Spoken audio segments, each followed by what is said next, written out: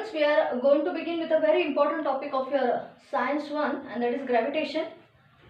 I wanted to teach it in offline classes, but I have no option because I can't call you for the classes now, at least at this scenario, in these conditions. I can't call you for the classes. I'll take it online. I'll go slowly. I'll solve the problems also. You can go through the video again and again. As we encounter the problems, we will discuss those problems also. And what I would like to tell you is, if you are unable to understand the problems, you see the video again and again, you will come to know. Okay? One thing, gravitation is the first topic of Science 1. Gravitation, please, we have to start with Newton's story, but we are not interested in his story here. Actually, what did he learn from that typical observation which he made? Simple, Mulana. Newton was sitting below. This happened in the 17th century. Newton happened to sit below an apple tree, and suddenly an apple fell down. He started in his thoughts. How many questions came? We will discuss that. Why did the apple had to fall? This is the position of Earth, huh, students? So according to him, this is the position of tree. Let me tell you like this. According to him, why did the apple not move in inclined direction? Why didn't it move in horizontal direction? Why it had to fall only and only in the vertically downward direction? समझा, if this is the position of the tree and this is the position of the earth, why didn't the apple move in horizontal when it broke from the tree? Why didn't it move in horizontal direction nor in inclined direction, but only fell in the vertically downward direction? The reason, he started doing a lot of reading and research behind this, and he came to a conclusion that inside the earth there is a kind of force embedded, and this force is called as the earth's gravity. This force is always directed towards the center of the earth. Where is the force directed? It is always directed towards the center of the earth, and force acts in the direction perpendicular to the position of the object. Means Newton studied that inside the earth there is this gravitational force or which is called as earth's gravity embedded inside the earth, which is directed perpendicular to the position of the body in the vertically downward direction towards the earth's center. So how does the earth's gravitational force act? Perpendicular to the position of the body on which it is acting in the vertically downward direction and towards the earth's center. Here his thoughts never stopped. He started thinking more and more. Does this gravitational force act only on a tree up to a certain height? Does it act on objects located at larger or greater heights from the earth's surface? Does it act on object on the earth's surface? Does the force act on the height of the tree, at a level to the height of the tree? Does it act on objects which are much higher than the size of the tree? That is what he started thinking. And he even thought that, is it applicable only to earth and the bodies which surround it? Is it applicable to moon? Does this earth's gravitational force act on moon? Does it act on planets?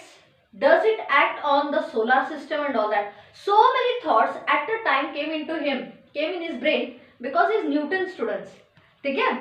We wouldn't have been thinking so much. छान winter सीझनचं red कलरचं Apple पडलेलं खायचं काम केलं असतं आपण. We are normal people. You know, they are extraordinary people who will think in that technical way, students. Okay, that is the thing here.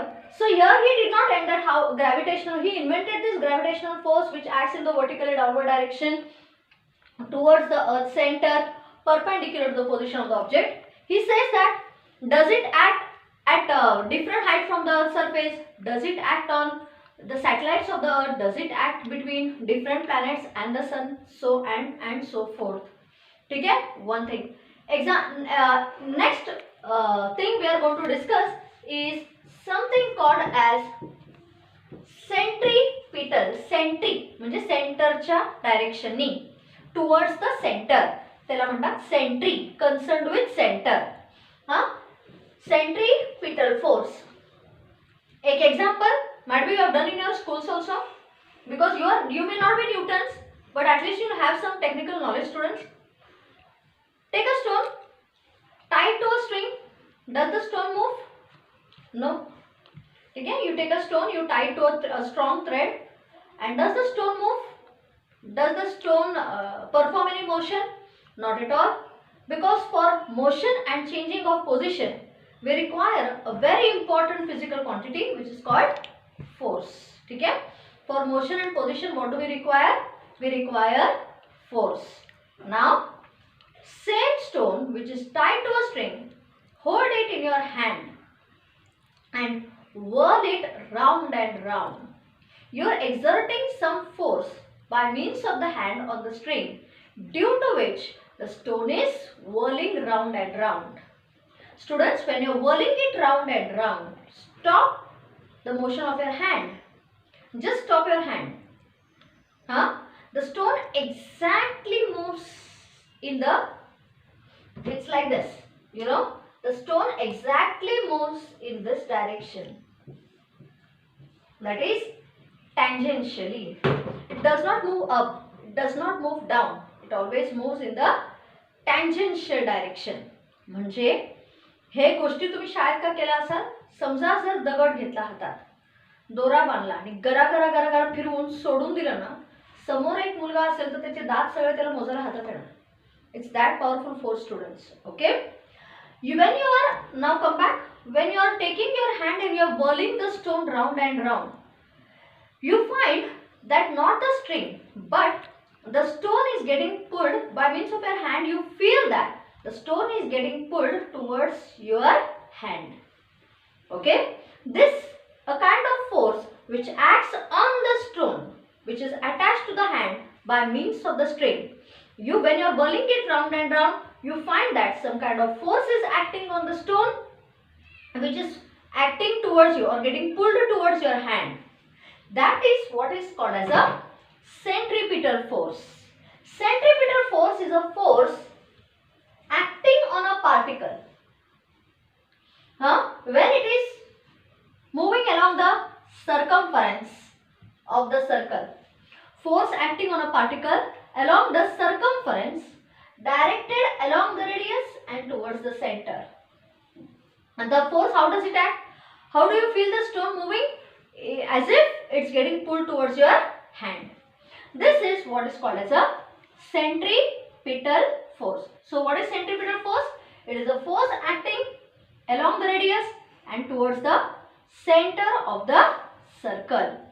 This is a real force. You can feel it, students. Okay? Then came the stories. Is it the reason? Is centripetal force the reason for circular motion of the moon around the earth? When the discovery of centripetal force was made, students, is it that the same centripetal force, one which is making the moon revolve around the earth, if earth wasn't there, was moving, will the moon, is it possible that the moon would have been revolved around the earth if earth wasn't there? No. There is some binding force which keeps the moon in a circular orbit around the earth.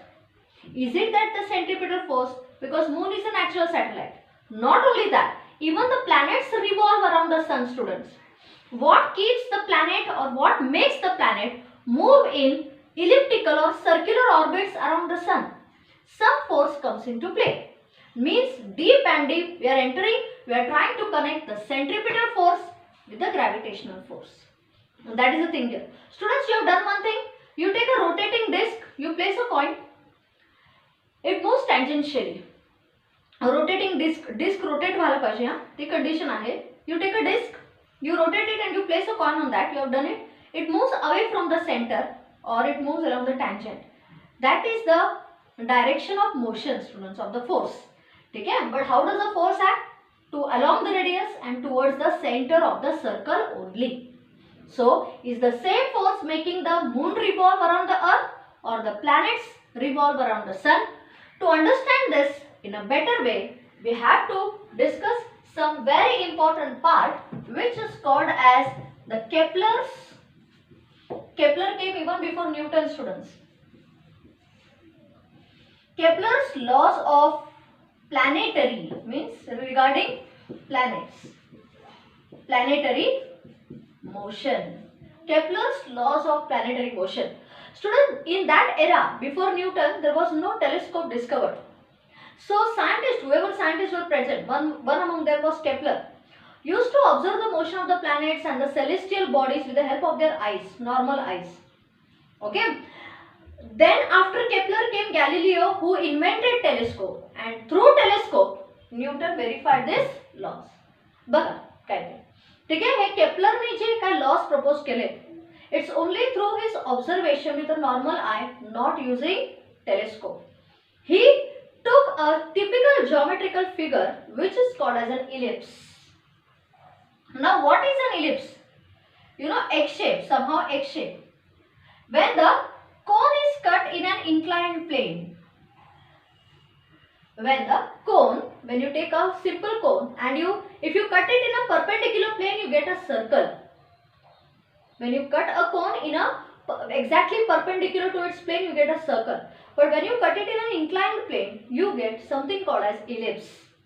Ellipse is a geometrical figure with no center but 2 points located at its ends, and these points are called foci. Singular word is focus. Plural word is foci. So an ellipse does not have a center like a circle, but it has foci. ठीक है? Focus plural form foci. The distance to the foci from any position, the sum of the distances of the two foci from any point on the ellipse, you can select point A which is on the ellipse, point B which is on the ellipse. It is observed that distance of the foci, that is AF, sum of the distances of the foci of any point is always same. Meaning, I am selecting 2 points A and B. F1 and F2 are the two principal foci of the ellipse. It is observed that sum of the distances of that point from the two foci is always same for all the points. AF1 plus AF2 is equal to BF1 plus BF2. That is what is your ellipse. Now, Kepler saw that the motion of the planet around the sun is not circular. Motion of the planet is elliptical. And he proposed 2 marks question, students. Very important.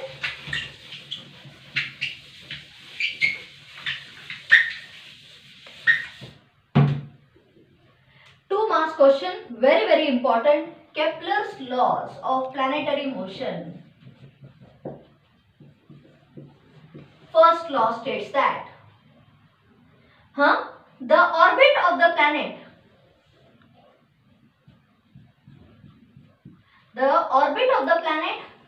around the sun is an ellipse. This is the position of the sun. This is the position of the planet. The orbit of first law आहे तसा बाहेर करायचा. Please don't use your own words to write the laws because they are Kepler's laws. They are not mine or yours laws to write in your own words as you please. The orbit of the planet around the sun is an ellipse with sun at one of the focus. Sun at one of the focus. So sun's position can be this or this. Okay, that is the first law. Orbit of the planet around the sun is an ellipse with sun at one of the focus of the ellipse. Number 2, Kepler's law number 2.